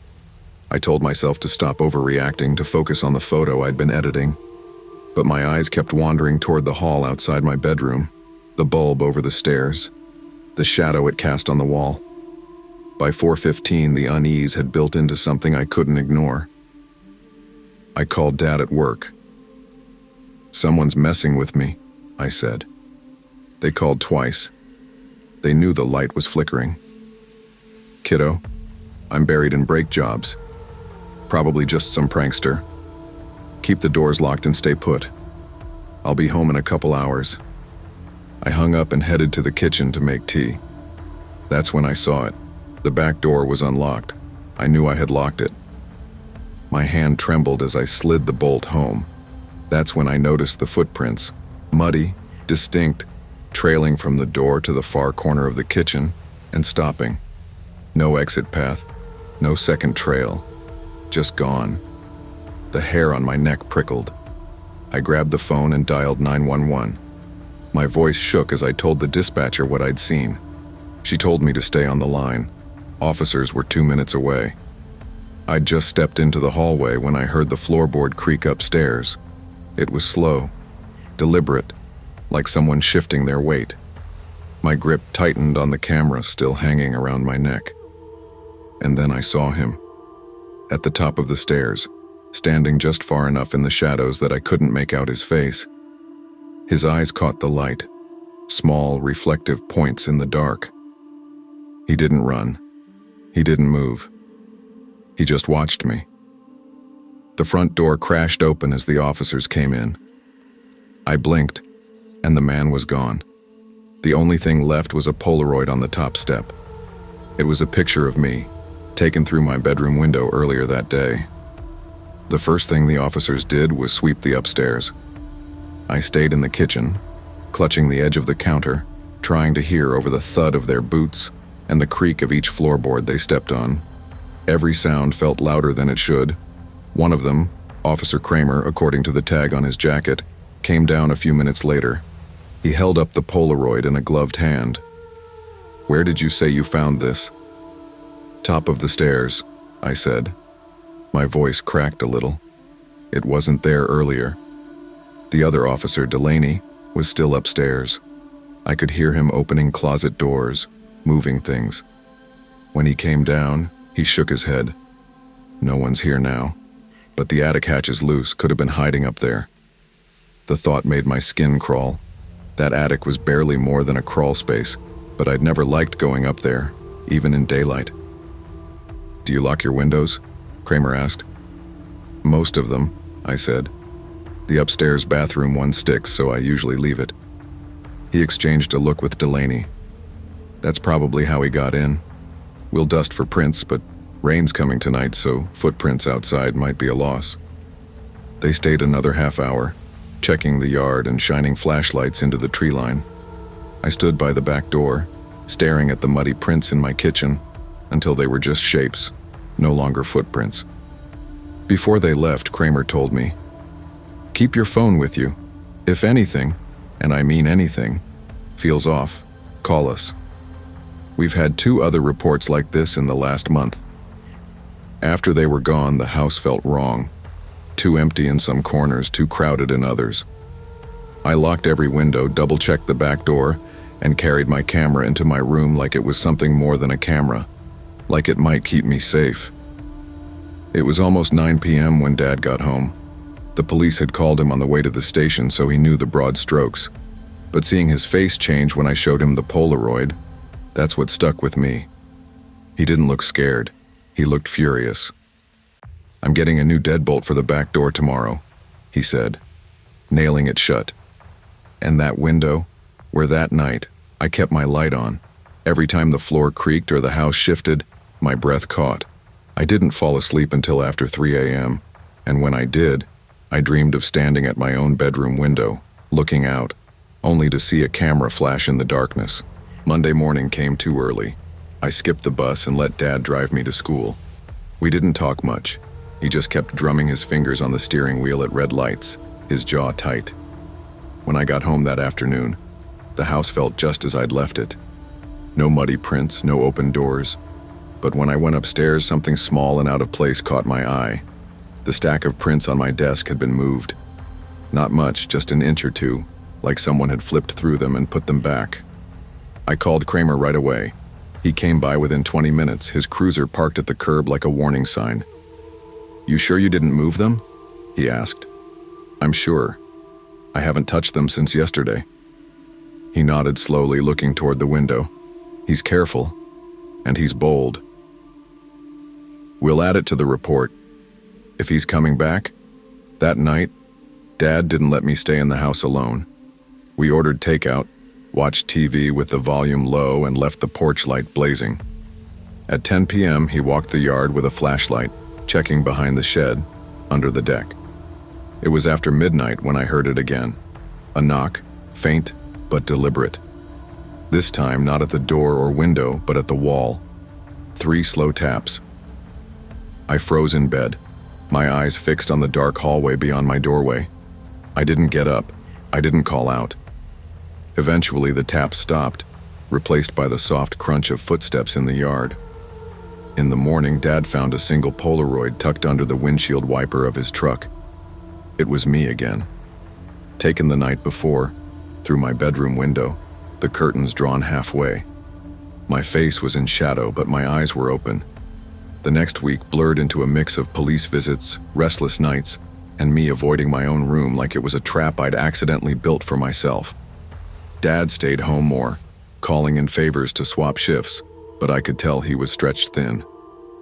Kramer came by again on Thursday with an update, or maybe just to check that I was still holding together. We've got no match on the prints from the Polaroid, he said.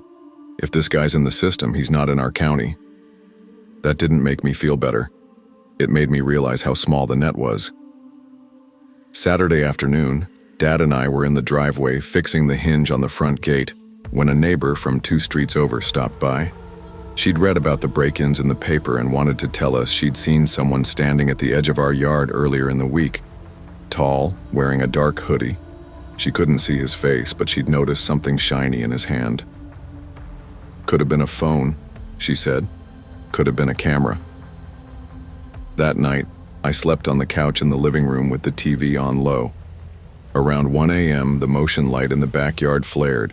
Dad grabbed the flashlight and went out the back door, but the yard was empty. The only sign anyone had been there was a single muddy boot print on the deck. We didn't see him again after that. The police kept patrolling for a while, but by November, they'd moved on to other calls. Life was supposed to go back to normal, but it didn't. Not really. By Christmas, I'd packed away my Nikon and the rolls of film. Every time I saw a camera, I thought about the way that man had stood in my hallway's shadow, watching me like I was the one in the frame. Years later, I moved out, went to college, lived in apartments with locks you could open with a credit card. But I always checked the windows first, always kept the blinds closed, always made sure the back door was locked, then checked it again 15 minutes later. Some people say you grow out of fear. I think you just grow around it like a tree bending around a nail hammered into it years ago. The nail stays. You just learn how to keep living with it there. When something feels wrong, it usually is. People will tell you you're overreacting, that you're imagining things. But it's better to be the person who makes the call than the person who wishes they had. Trust your instincts, they're there to keep you alive. When you grow up in a place like Marion Hollow, you get used to the kind of quiet that city people find unnerving. There aren't any hums of traffic or echoes of sirens, just wind in the trees, the occasional scrape of a snowplow, and the crunch of boots on frozen ground. I'd lived there my whole life, though lived might be a generous word. The winters had a way of swallowing whole seasons, making months blur together in a white haze. After my parents' divorce, Dad and I settled into a rhythm.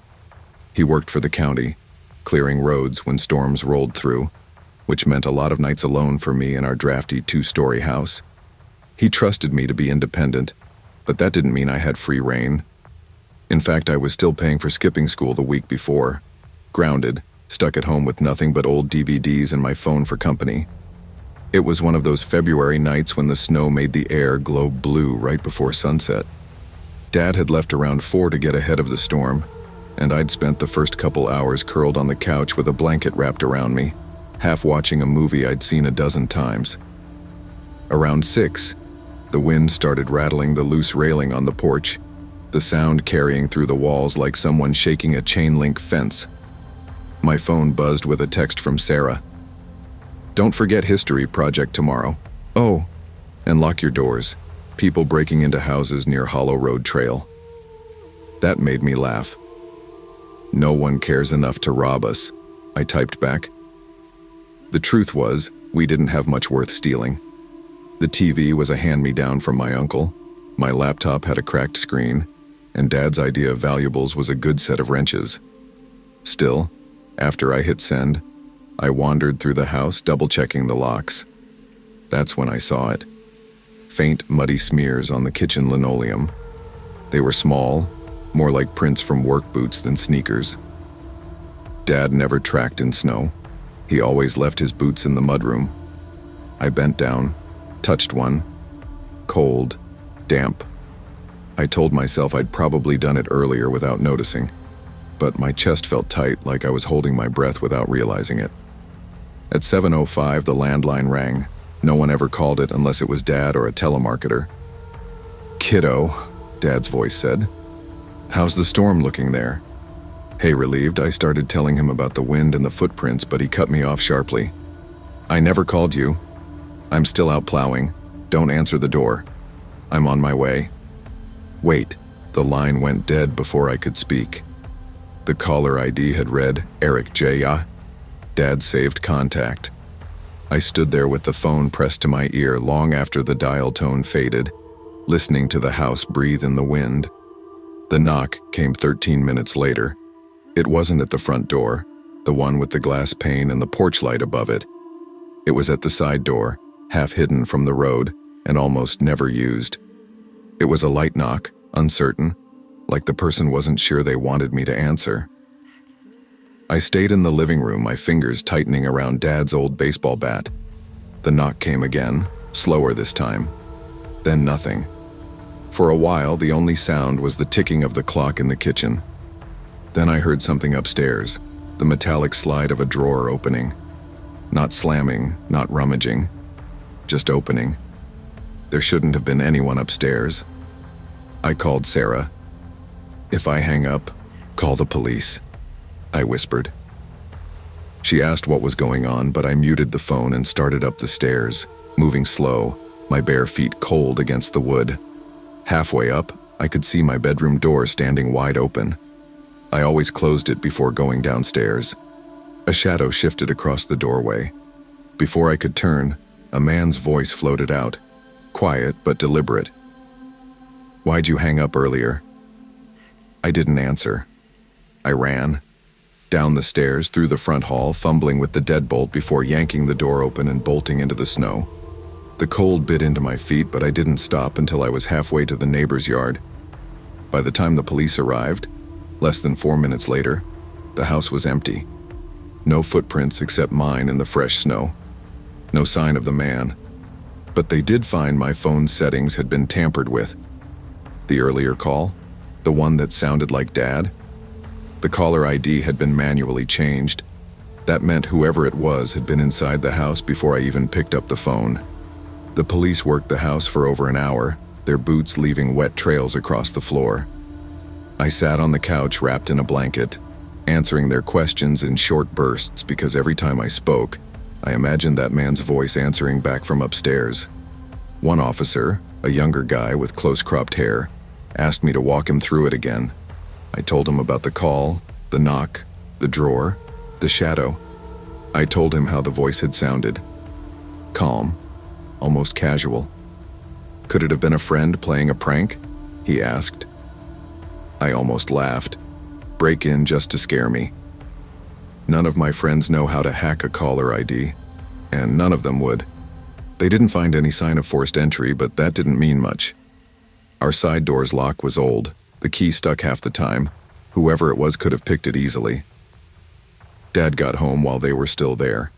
His county plow truck was parked at an angle in the driveway, hazard lights cutting through the falling snow.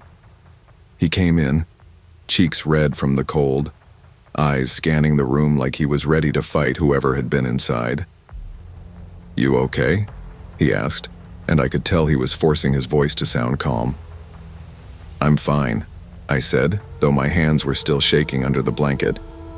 The officers explained the caller ID thing. Dad's jaw tightened. So you're telling me someone was in here long enough to mess with her phone, then hung around upstairs until she caught on? That's what it sounds like, the older officer said. They advised us to replace our locks, check our windows, maybe install an alarm system. Then they left, their tire tracks filling with snow before the tail lights disappeared. Dad stayed up the rest of the night. He didn't say it, but I knew he was listening for the same things I was. The creak of the floorboards, the rattle of the porch railing, the sound of someone moving where they shouldn't be. The next morning, we replaced the locks on every door. Dad even screwed a wooden dowel into the frame of the side door so it couldn't be opened from the outside at all. Still, the house felt thinner somehow, like whatever barrier had been keeping the outside world from getting in had been cracked, and now everything, cold, wind, strangers, could slip through. That night I slept in the living room with the TV on low. Every time I closed my eyes, I saw that open doorway upstairs, that shadow moving across it.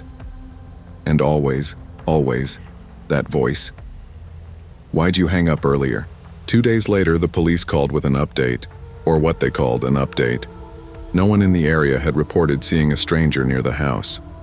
None of the neighbors had noticed anything unusual, though Mrs. Klein next door mentioned she'd heard a knock on her back door the same night just before 8. She hadn't answered it. Dad didn't like that. Means they were still in the neighborhood after you ran out, he muttered.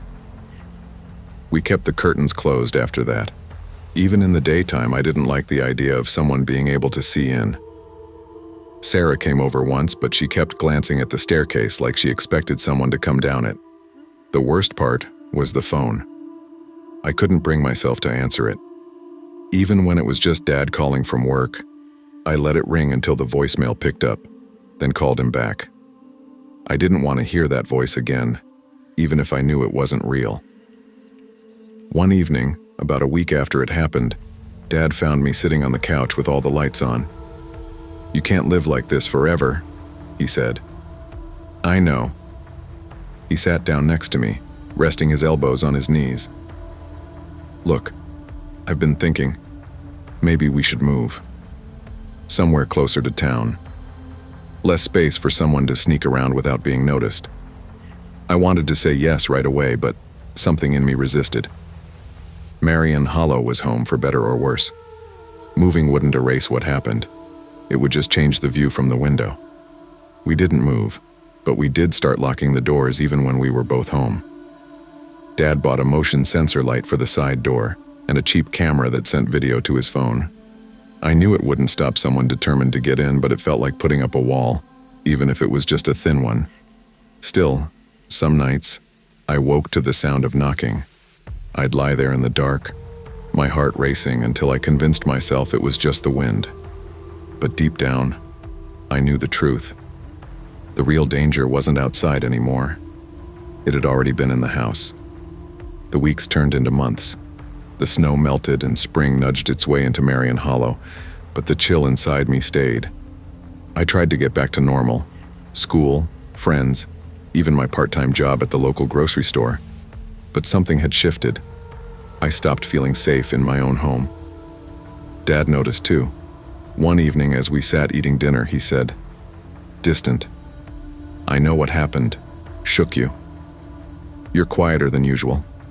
More, I nodded, swallowing hard. I keep thinking about that night. About how close it was. About how that guy, whoever he was, could have been in my room, watching me. He put down his fork and reached across the table. Be scared. You don't have to pretend you're not.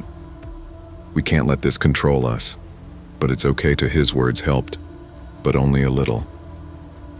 I started carrying pepper spray in my backpack and sleeping with the bedroom door locked, even when Dad was home. At night, I kept the TV or a podcast playing, anything to drown out the silence and the memories. Months later, Dad and I installed a security system. Cameras, motion sensors, alarms, the works. It was expensive, and sometimes the alarms went off for no reason, but I felt a little safer. Still, the experience changed me. I learned that sometimes danger doesn't come crashing through the front door. Sometimes it creeps in slowly, disguised as a phone call or a quiet knock. Sometimes the hardest battles are fought inside your own home and your own head. Most importantly, I learned that fear isn't weakness.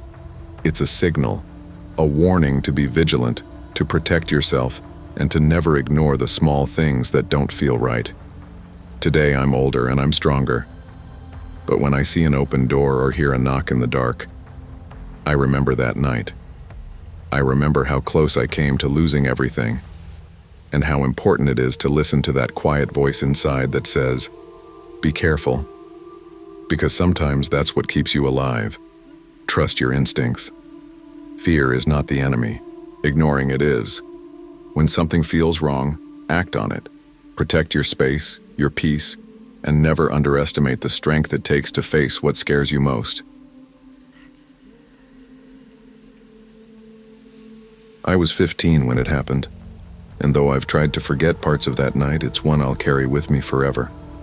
I grew up in Ashford, Maine, a quiet harbor town where the boats bobbed gently in the docks, and the smell of salt water mixed with the faint scent of gasoline.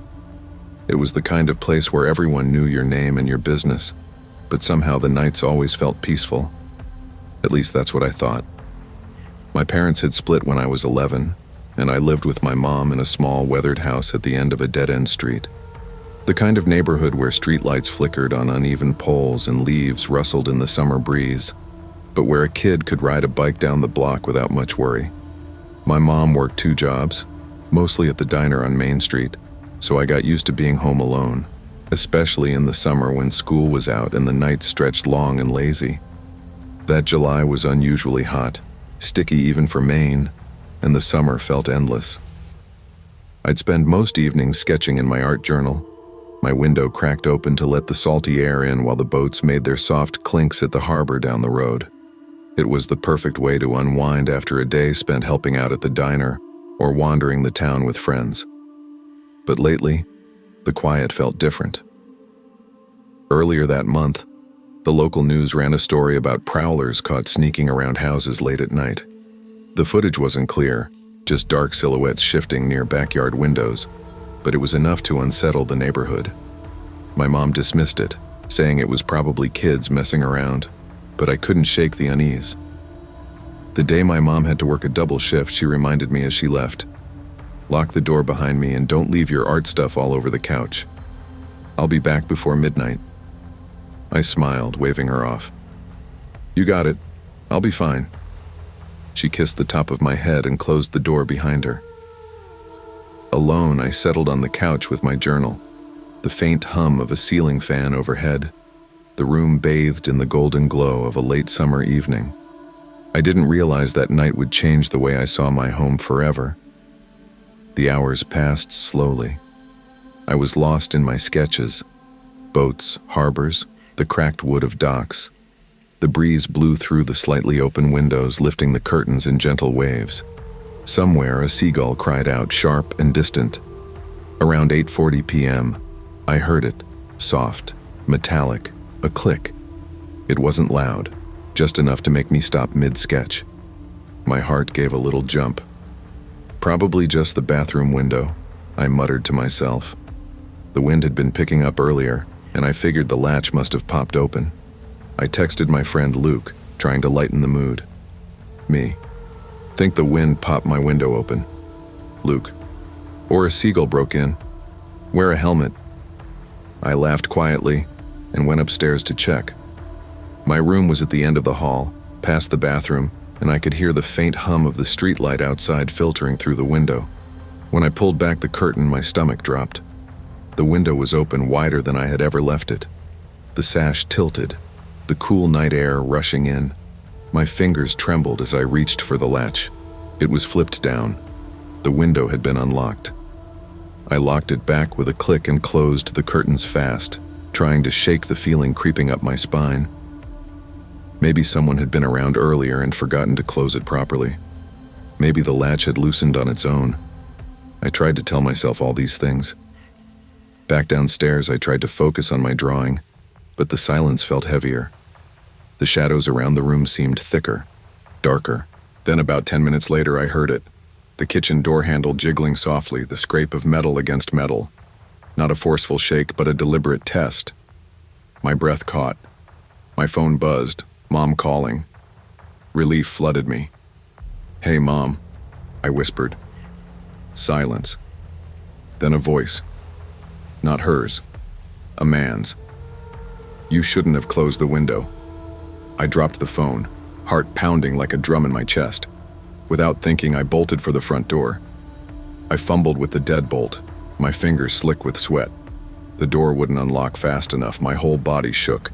I could hear movement, soft footsteps maybe, somewhere just beyond the walls of the house. Finally, the bolt slid back, and I threw the door open, stumbling into the warm night air.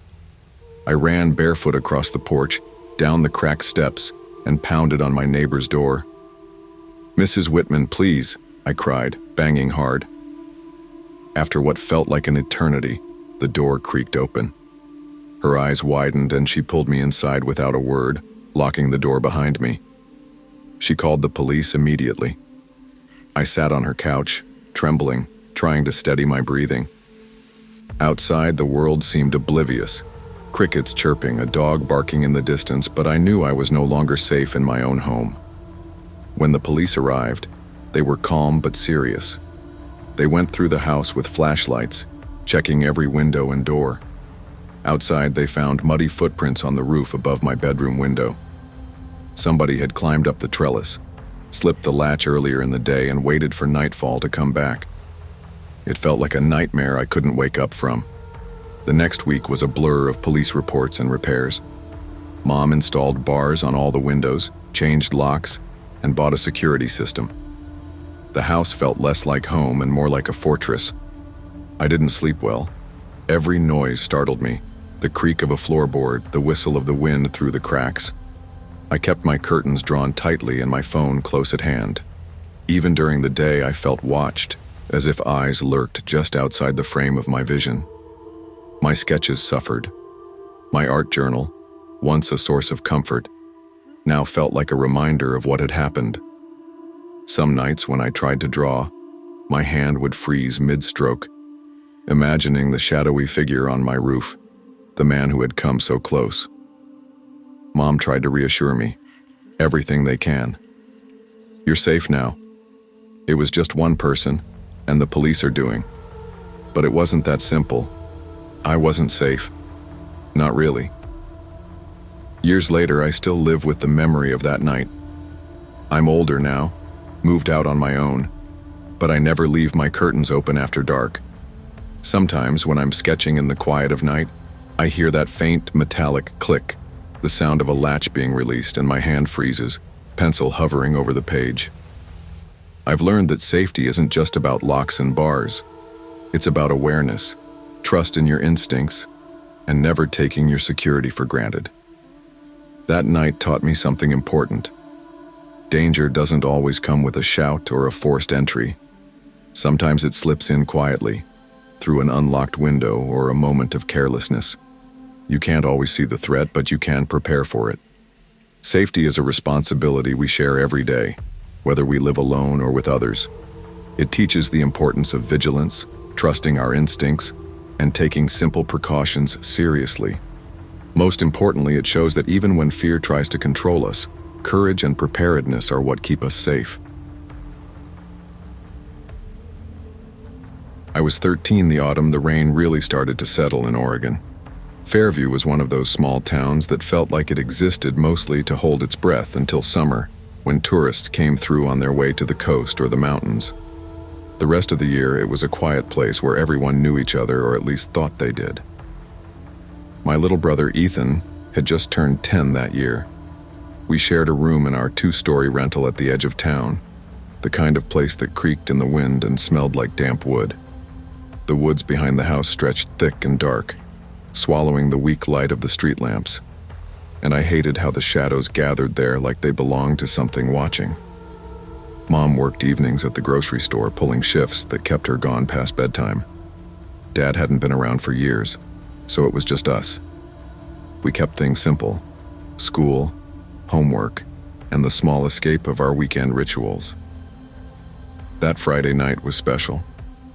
Ethan and I had cooked up a secret plan, pizza night in the living room, just us and the movies. We built a blanket fort between the couch and the TV, draping sheets and pillows over the furniture to make a little hideout where the rain's pounding wouldn't reach us. The house smelled like frozen pepperoni and melted cheese. By 7:20 p.m., we were halfway through our first movie when the landline rang. It was rare for that phone to ring these days. Ethan was shoving a slice into his mouth and looked at me with a mouthful. "Can you get it?" I pulled myself out of the fort and picked up the receiver. "Hello?" There was silence on the other end, just a pause, and then a man's voice, low, calm, and weirdly casual. "Is your mother home?" My stomach flipped. "Who is this?" He chuckled softly, like he was amused. "Tell her I'll be by soon." I hung up fast, heart pounding in my ears. Ethan's eyes were wide. "Who was that?" "Wrong number," I said, but my voice didn't sound convincing, even to me. I didn't tell Ethan what I really thought, how my skin prickled, how the warmth of our fort suddenly felt fragile, like a thin shield against something cold. The rain had started in earnest by 8:10 p.m., tapping against the windows in a steady rhythm. We were back on the couch, blankets wrapped tight around us, when I noticed the basement light flicker on. Our basement was dark and musty, lit only by a single pull-cord bulb that Mom hated to leave on because of the electric bill. The light buzzing was usually rare enough to be noticeable. "Did you turn the basement light on?" I asked Ethan. He wrinkled his nose. "No way, I don't go down there. Spiders." I laughed, trying to keep things light, but the light flicked off, and then on again, like a heartbeat in the dark. The house felt too quiet after that. Even the rain seemed to slow down outside, as if waiting for something. Around 8:30 p.m., the phone rang again. This time, Ethan nudged me. "Mom?" I grabbed the receiver, voice shaky. "Hello?" The same voice from before, smoother now, colder. "Tell your brother to come to the basement." I slammed the phone down before I could answer, forcing a smile at Ethan. "Creep messing with us." Probably just some... But my hands shook and I couldn't stop glancing toward the basement door. We locked the basement door tight, double-checked it. I grabbed Mom's old softball bat from the hall closet, the one she kept by the front door for, just in case. Ethan and I huddled in the living room, the blanket fort forgotten, the movies paused on the screen. Then, 10 minutes later, came the knocks. 3 slow, deliberate taps on the basement door. "Please tell me you heard that," Ethan whispered, eyes wide. I nodded, my grip tightening on the bat. "We're going next door. Now." We slipped on our shoes, hearts racing, and darted through the rain to the Jenkins house a few doors down. Mrs. Jenkins was kind and always kept fresh cookies in her jar. She let us in right away, eyes concerned as Ethan and I spilled out what happened. She called the police, who arrived quickly, searching the house with flashlights and careful eyes. The officers found muddy footprints in the basement, wet marks leading from the storm cellar door to the foot of the stairs.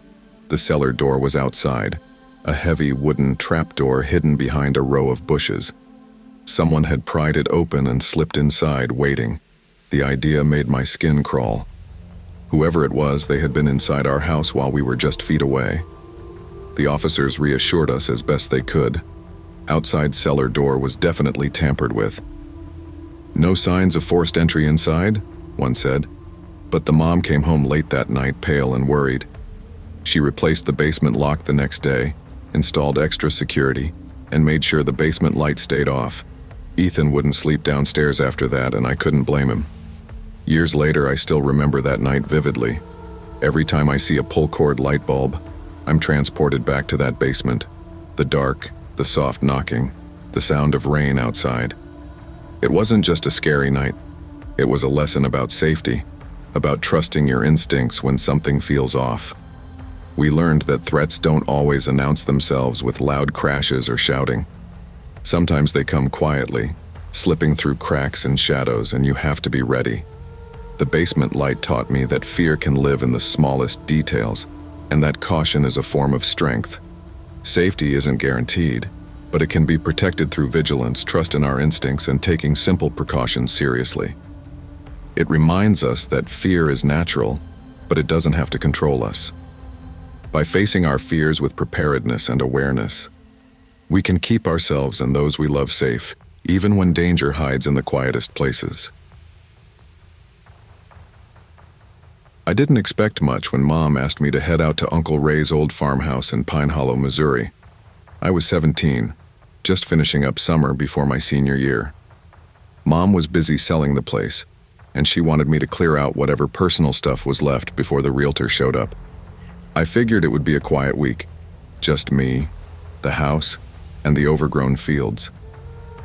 Pine Hollow was the kind of place where you heard everything: the buzz of cicadas, the distant drone of pickup trucks, and the rustling of corn stalks in the breeze. The house sat at the end of a gravel road with neighbors a good quarter-mile away, so it was about as isolated as a place could get without being truly remote. Uncle Ray was a character, a true countryman who believed in old stories and whispered warnings. "Don't go out there at night," he told me when I visited last summer. "You won't see 'em, but they'll see you." I laughed it off at the time, just his way of keeping me inside, but I couldn't shake the feeling that there was something eerie about that wide field behind the house, especially as the sun dipped low and shadows lengthened. A few days before Mom sent me out, I found the back gate wide open. At first I blamed the wind or maybe a deer wandering through, but the thought kept nagging at me. Why would the gate just swing open like that?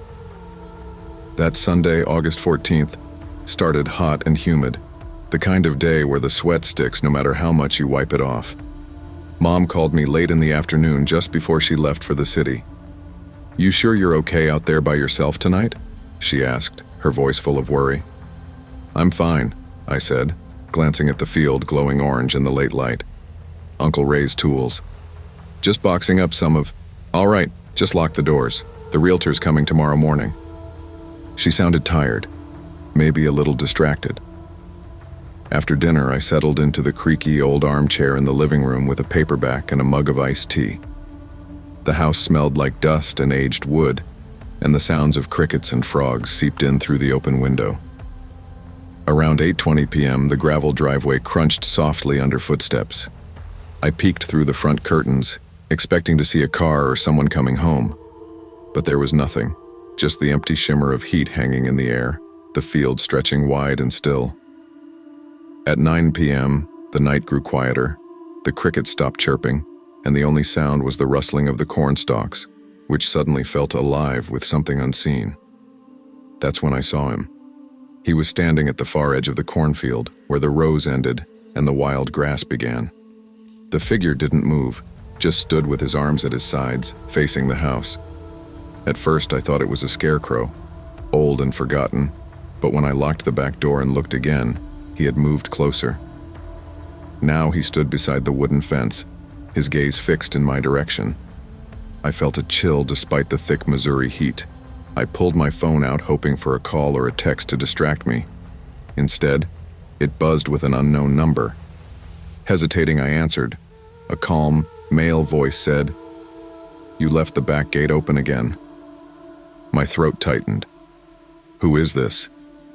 "You should check your basement," he said, and then the line went dead. My heart pounded, and I locked every door and window with trembling hands. I grabbed the flashlight from the kitchen drawer and slowly crept toward the basement stairs.